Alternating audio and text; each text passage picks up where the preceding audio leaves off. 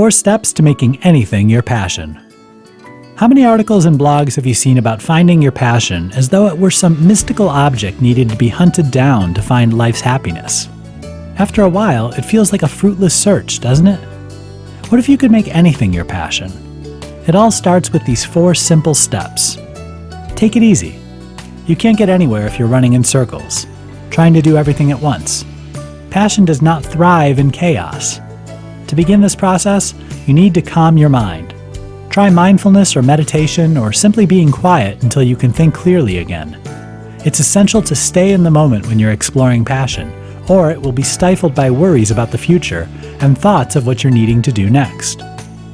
Take an honest assessment. What are you good at? What do you find yourself eager to do in the course of a day? What things excite you the most?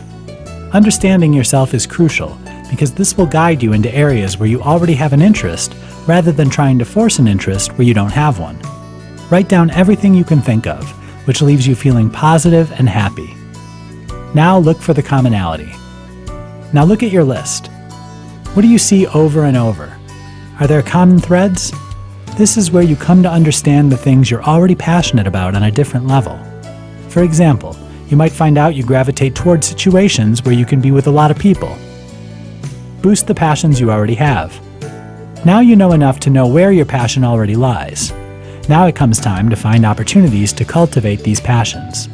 Going back to the example from the last step, if you love being around groups of people, you can now leverage this at work by volunteering for projects which involve a lot of people.